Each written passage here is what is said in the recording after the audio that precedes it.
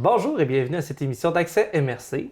Aujourd'hui, on fait les choses un peu différemment. On est sorti de notre studio pour venir sur place rencontrer notre invité aujourd'hui qui se trouve à la Maison d'intégration Nord-Lac. Donc, Aubert Caron-Guillemette, bonjour. Bonjour. Pour les gens qui ne connaissent pas l'établissement et l'organisme, qu'est-ce que c'est la Maison d'intégration Nord-Lac? La Maison d'intégration de Nord-Lac, c'est un OBNL, un organisme sans but lucratif, qui accueille des adultes avec une déficience intellectuelle et ou physique. C'est des activités de jour, sur semaine, donc du lundi au vendredi. Les activités là, sont très variées, là, comme on pourra en discuter. Bien, parlons-en des activités. Qu'est-ce qui est offert comme service à ces gens-là? On dit que c'est un endroit, une maison de jour, donc il n'y a personne qui demeure ici nécessairement.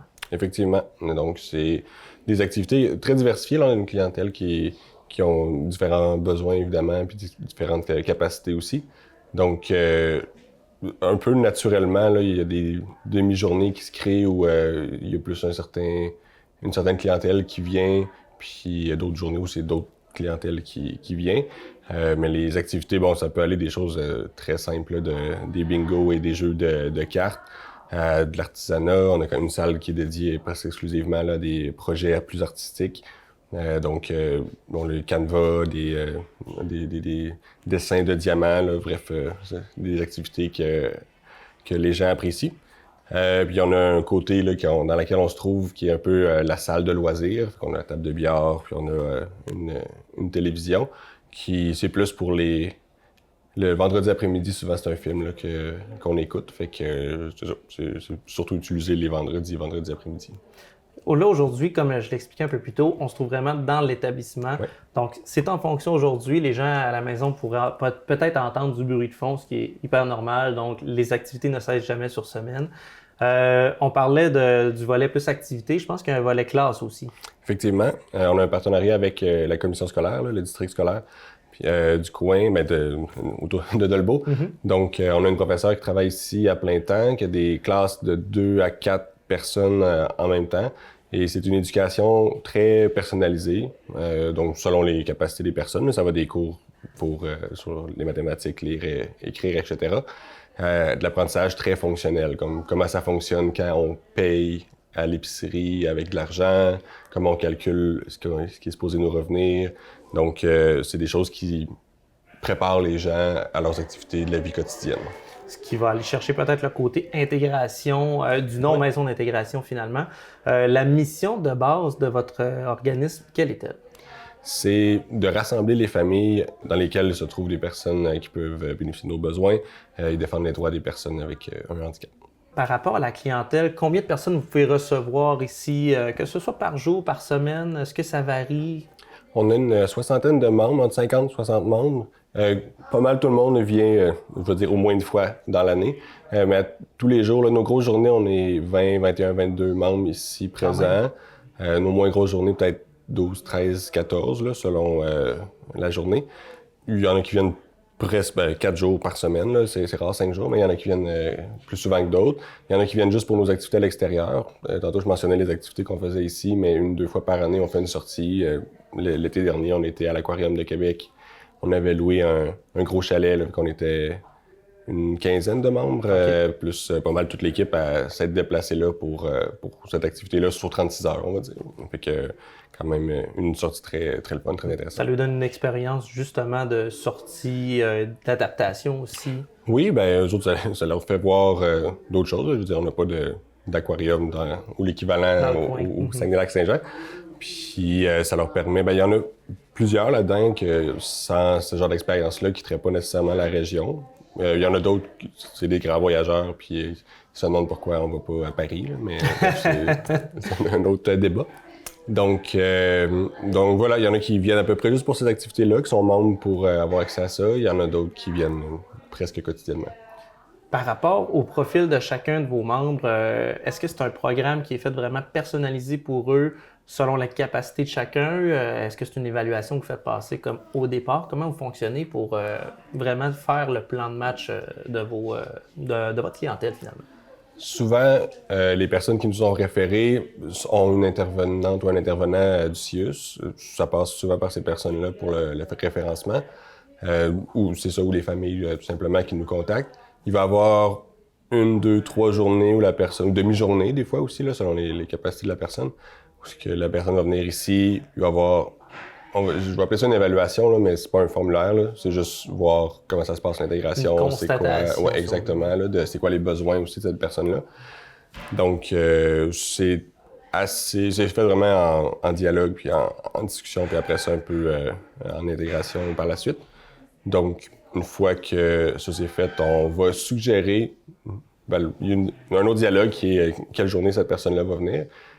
Parce que, par exemple, si une journée ou une demi-journée par semaine, qu'on a beaucoup de personnes avec des grands besoins, ça se peut qu'on essaye d'éviter cette journée-là, juste pour être sûr de toujours offrir un bon service à tout le monde. Donc c'est ça. Puis, il y en a que c'est extrêmement clair. Là. Récemment, on a intégré une personne, elle aime les quilles, fait qu'elle vient les jeudis avant-midi parce qu'on va aux quilles, puis elle veut aller en classe parce qu'elle aime beaucoup notre professeure Marie-Christine qui fait que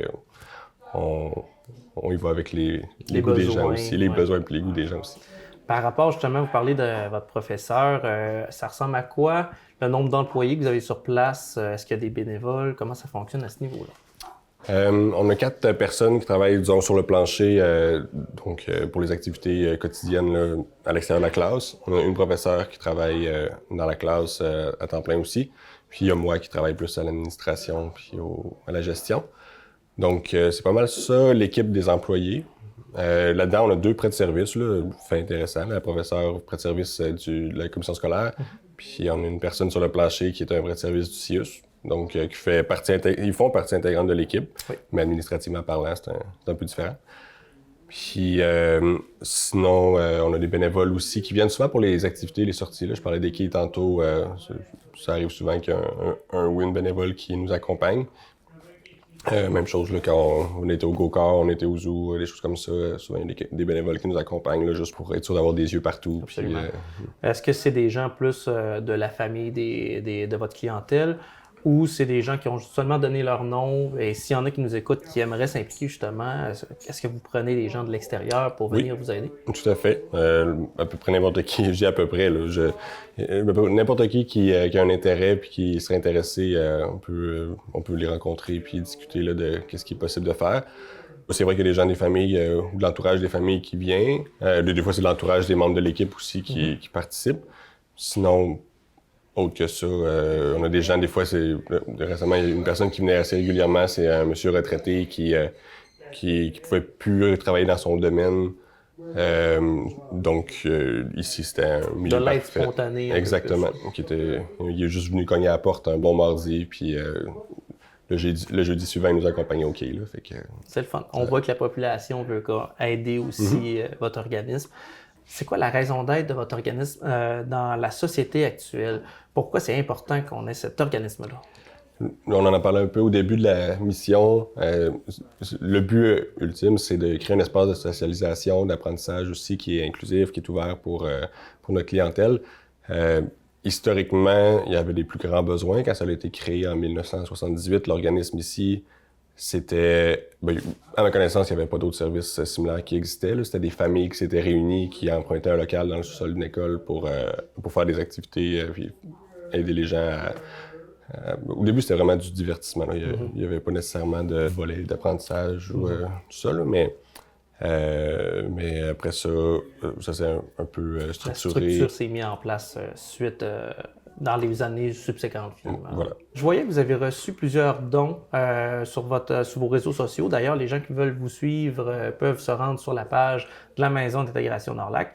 C'est ça, j'ai vu que le Club Lyon, vous avez remis certaines sommes, Rotary également. Est-ce que vous avez d'autres sommes de ce genre qui viennent vous aider financièrement dans l'année? Oui, ces sommes-là, souvent, c'est par projet qu'on appelle. Donc, c'est des montants qui, souvent, ces organismes-là ouvrent une période d'appel de projet. Puis nous, on leur écrit en disant, on aimerait ça avoir tel équipement spécialisé, on aimerait ça faire telle sortie qui serait bénéfique pour telle raison. Donc, en plus des Lions, qui sont un partenaire depuis extrêmement longtemps, du Club Rotary aussi. Okay. Il y a Promutuel cette année. L'année passée aussi, il avait contribué là, à un de nos événements. Pour les projets, on fonctionne beaucoup avec les organismes du coin, des compagnies aussi là, qui aident de différentes façons. Sinon, notre moyen principal de financement, c'est via un fonds qui est dédié aux organismes communautaires. Donc, on a un montant d'argent annuel qui est assuré par le CIUS, par le gouvernement du Québec, qui permet de payer essentiellement les salaires puis nos frais de base, là, fait que électricité, etc., assurance. Mais ces montants-là ne nous permettent pas d'avoir beaucoup de projets en plus. Ça nous permet d'à peu près juste d'exister. Il n'y aurait pas nécessairement de sortie ou... exact, ou ça serait plus difficile ou plus... Ouais, c'est ça. Fait que ça nous permet...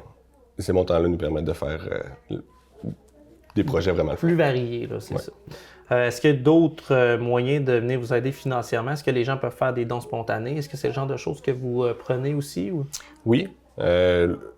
Oui. La réponse, on prend les dons. Mon hésitation, c'est que là, notre lien sur notre site Internet pour faire des dons ne fonctionne pas en ce moment. Mais on peut me contacter. Là. On va trouver une façon de recevoir les dons. Et vas-tu marcher dans 3-4 semaines? Je suis pas si sûr. Non? OK. Ça semble être compliqué. D'accord. Parmi les gens qui nous écoutent aujourd'hui, qui sentiraient le besoin d'aller chercher ce genre d'aide-là, comment ça fonctionne pour entrer en contact avec vous? À quel endroit on se rend? Est-ce qu'il faut se présenter ici sur place? C'est une façon tout à fait correcte de nous contacter, là, de venir sur place. Sinon, via notre page Facebook, il y a évidemment nos coordonnées, là, autant l'adresse physique que le numéro de téléphone et courriel. Sur notre site Internet, il y a les mêmes informations aussi. Fait que sinon, si les personnes ont déjà un intervenant ou une intervenante au CIUS, ils ont nos coordonnées aussi. Ouais, ils sont tous abonnés à venir ici, également. Exactement. Là. Fait que c'est ça. Comme je disais tantôt, il y a souvent des familles qui nous contactent directement. Parfois, ça passe par des intervenants. Mais dans tous les cas, les gens finissent par se rendre ici. Absolument. Par rapport à votre motivation personnelle de vous impliquer, que ce soit dans votre poste actuel, en général, là, pour cette cause-là, qu'est-ce qui vient vous chercher là-dedans? Pourquoi vous vous impliquez autant dans cette cause-là? C'est une bonne question. Si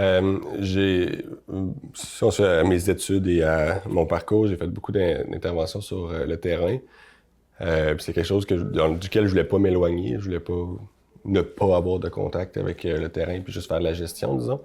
Un organisme comme ici, avec 5 employés, pour moi, c'est une grosseur parfaite parce que c'est possible de juste aller passer 20 minutes dans une activité. C'est possible de dépanner aussi quand il y a une personne qui doit s'absenter temporairement, un collègue ou une collègue qui s'absente temporairement, d'aller remplacer pour un certain temps. Fait que ça m'éloigne pas du terrain, puis ça donne l'impression de faire une différence aussi dans la vie de nos usagers, usagères, de la clientèle. Ça fait combien d'années, par curiosité, que vous êtes ici dans l'établissement? Ça fait 1 an. Ah, OK, c'est tout récent. Et voilà, c'est ça. Donc, je fais comme si j'étais là dès le départ, là, mais donc, c'est ça, je suis ici depuis janvier 2025, okay. Fait que, voilà, c'est ça. C'est quoi le background que vous aviez pour arriver ici dans ces fonctions-là? Est-ce que vous avez fait aussi autre chose dans le domaine, on va dire, de la santé ou de l'intégration, ou vous faisiez complètement autre chose? C'était similaire. Juste avant, c'était similaire. Là. Mes études, c'était en intervention. Là. J'ai fait, entre autres, un bac en orientation. Il y a eu beaucoup de cours en intervention auprès de différents types de clientèle. Ça a été des cours très intéressants qui m'ont amené là, à être, entre autres, travailleur de rue, ça vient faire le lien avec l'intégration, justement. Oui, effectivement. Là, ça permettait de... Les techniques d'intervention ou de socialisation sont sensiblement les mêmes. Donc voilà, ça, c'était intéressant. Mon dernier emploi avant de venir ici, c'était chargé de projet pour développer un programme dans la région. Un programme alimentaire, ce qui était très le fun. Puis là, à un moment donné, j'étais rendu à autre chose. Fait que je suis ici depuis 1 an. C'est parfait.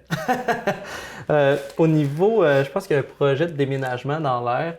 Est-ce que c'est pour l'année prochaine? Est-ce que c'est bien le cas, premièrement? Oui, effectivement. On est dans les démarches en ce moment. On ne déménage pas loin, là. On reste à Dolbeau-Mistassini. Donc, si tout va bien. On est dans les démarches, là. Fait que c'est un peu difficile de s'avancer en ce moment là, sur les détails. Mais le but, c'est de développer des nouveaux services pour notre clientèle. Okay. Donc, il y a ça qui s'en vient. Puis, là, je vais être plate, mais...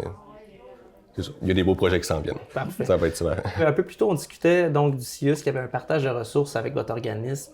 Veux-tu nous en parler un peu plus davantage? Quelle est la collaboration que vous avez avec le CIUS dans votre organisme?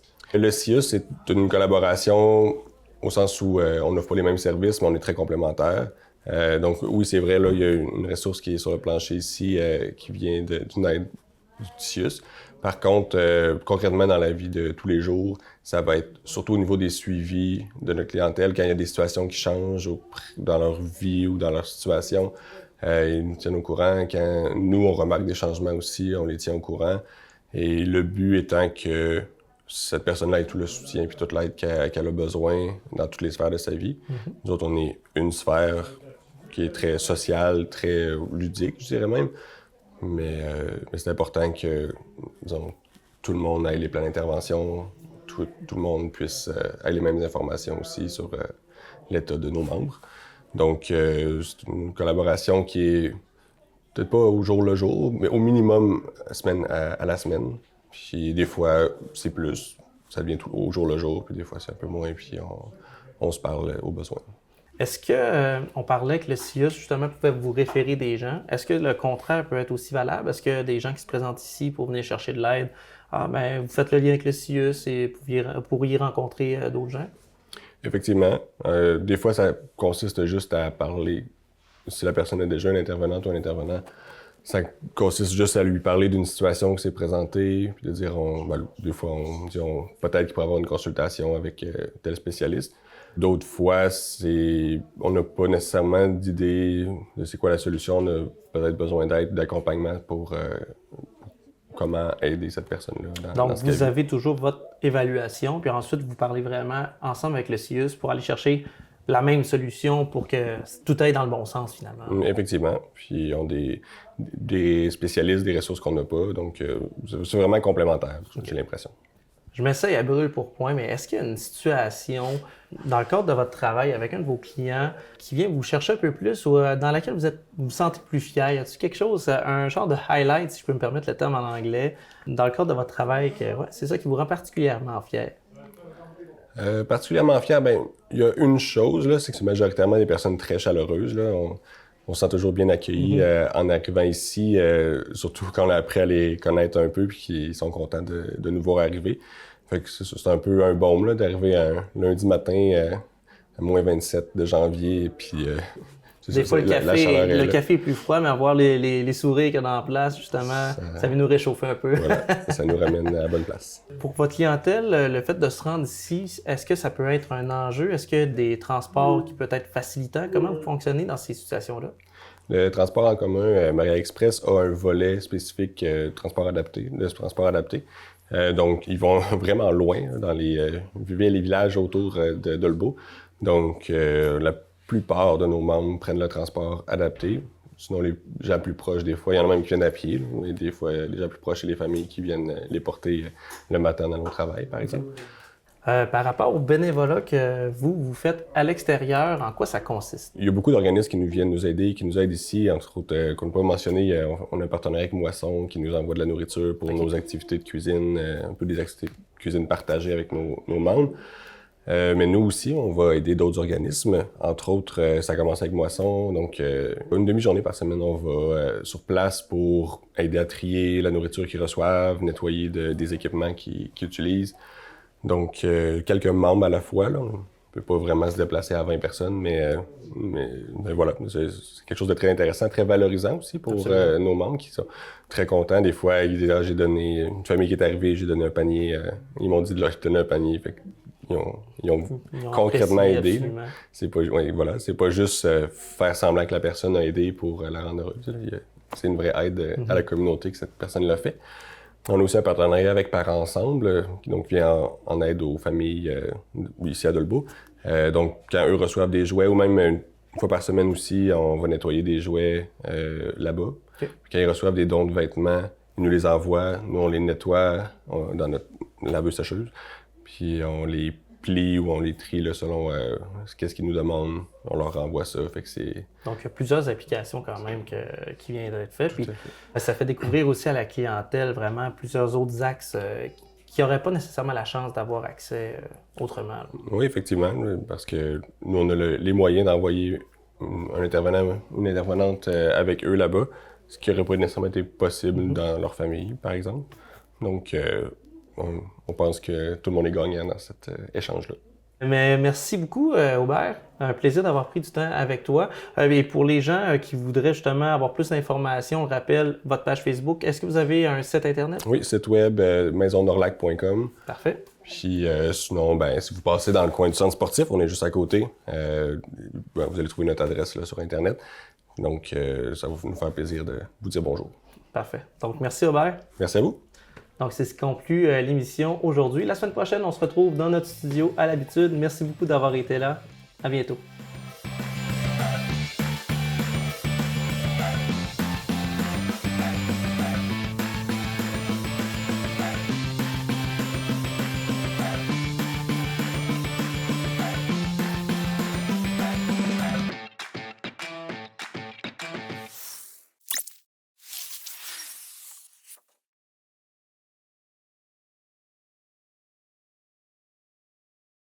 Moi, je capote avec la petite neige féerique. C'était le moment parfait pour venir aujourd'hui.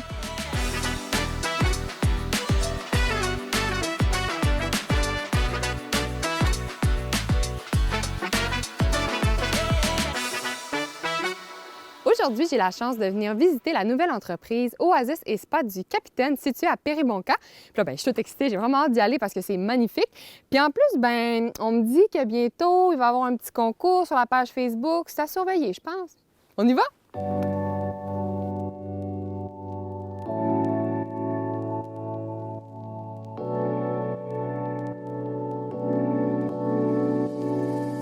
On a ouvert à Péribonka l'Oasis et Spa du Capitaine parce qu'on voulait offrir un lieu de ressourcement où les gens pouvaient prendre du temps pour eux dans le nord du lac Saint-Jean.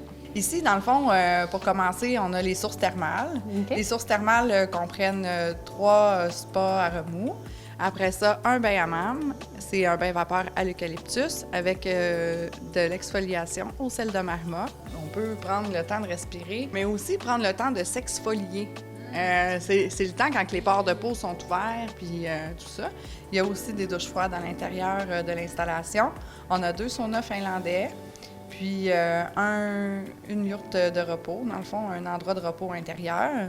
L'été, on a plusieurs endroits aussi extérieurs où les gens peuvent avoir accès au feu. On a une salle de massothérapie, une salle d'esthétique. On travaille avec les produits JM Collin dans la salle d'esthétique. On a aussi les produits Tapeau ton fruit.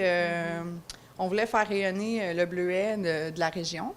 On a des produits à vendre pour les gens qui veulent compléter leurs soins à la maison. Wow. Puis à l'étage, on a une salle de réception qui accueille à partir de 15 personnes les groupes pour les anniversaires, les mariages, les événements corporatifs. On offre aussi l'hébergement. On peut accueillir jusqu'à 22 personnes en occupation double, 12 personnes en occupation simple. Oui. Puis, c'est 4 hébergements. Dans le fond, on a 3 hébergements insolites, qui est des yourtes. Puis, dans le fond, ils sont équipés toutes d'une cuisine. C'est fantastique. Puis, vos heures d'ouverture pour l'expérience thermale, ça ressemble à quoi? Le jeudi et le dimanche de midi à 5 h et le vendredi et le samedi de midi à 20 h. Super!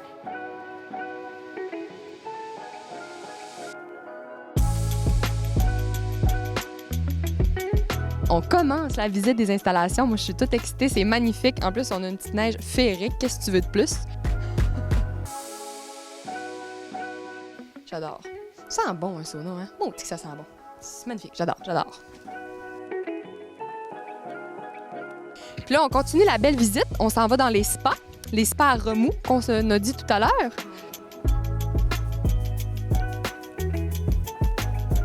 Sérieux, là, à date, c'est ça que je trouve, c'est que c'est intime, c'est vraiment mignon, là, genre c'est immersif, intime. Tu veux venir ici, là, je suis comme avant ça, j'aurais apporté mon maillot, hein?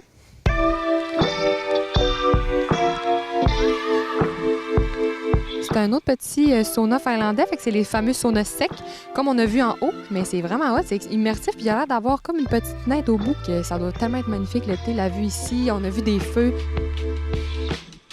Là, on vient de faire le tour du merveilleux site des installations de l'expérience thermale, mais il y a aussi tout le volet hébergement. Fait que là, on s'en va voir un des hébergements parce qu'il y a les yourtes et chalets. Je pense qu'on va voir un chalet, je suis pas trop sûre. En tout cas, venez voir ça.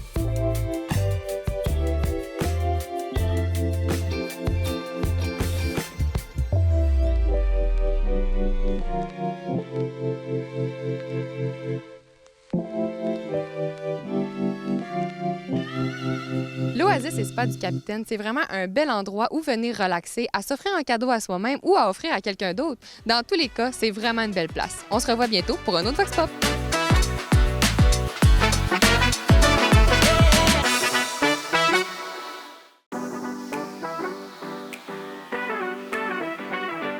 J'ai vraiment de la misère. Je suis pas dedans, je passe trop Camerise. On va finir.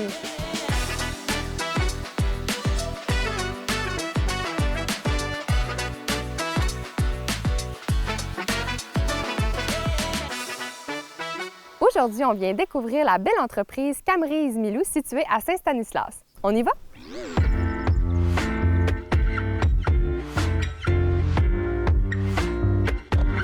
Parce que quand le monde, ils ont goûté à Camerise, là, tu goûtes la première, puis là, tu dis « Oh, c'est pas bon! » Mais là, il faut vraiment en manger 3. 3 et plus. Ouais, 3 et plus, mais la première, c'est vite. Au début, quand on a commencé, on voulait juste utiliser la terre. Fait qu'on a décidé de s'intéresser à Camerise, qui était quand même quelque chose de peu connu. Il y avait beaucoup de bleuetières, ainsi de suite. Fait qu'on a dit, on va faire des Camerises. Mon chum avait entendu ça, fait qu'on est allé à une petite formation. Fait que tous les produits que vous faites en résumé, c'est... On offre des Camerises congelées en sac de 500 grammes. Après ça, on a notre prêt-à-tout qui est la tartinade. Là. Oui. Le sirop, lui, dans toutes les GA. OK. Puis après ça, la Camerise lyophilisée, elle n'est pas nulle part encore. Elle n'est pas encore sortie. Oui, elle n'est pas C'est un encore sortie. produit qui Je vais va la vendre sortir ici au bientôt. kiosque. Là. OK. Ah oui, puis on a nos Camerises dans le chocolat, là. Ah, ouais, là, moi, j'attends ça pour Ouais, aller mais me chercher. Ils sont là. Oui, Je vais y aller ils ont tantôt. été c'est sûr. chocolatés hier. Oh, mon Dieu. Puis vous faites de l'autocueillette aussi Oui, ici? l'autocueillette. Que les gens Quand peuvent les gens venir. viennent, ils arrivent en famille ou seuls, puis on les installe comme confortablement. On ouvre à 9h30, puis jusqu'à 4h30. Du lundi au vendredi ou du lundi au dimanche? Toutes les semaines, 7 jours sur 7. Bien, on est prêt à aller voir ça. Oui, c'est bon. Génial.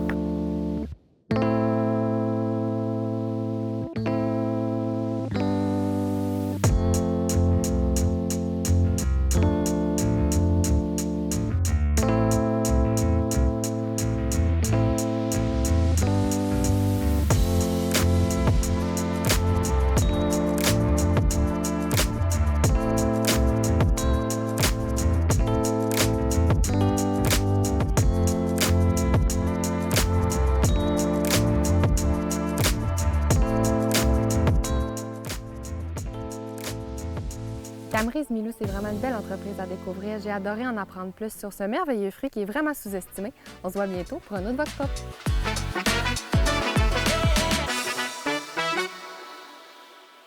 Finalement, j'ai absolument pas pu résister. On est allé chercher du chocolat.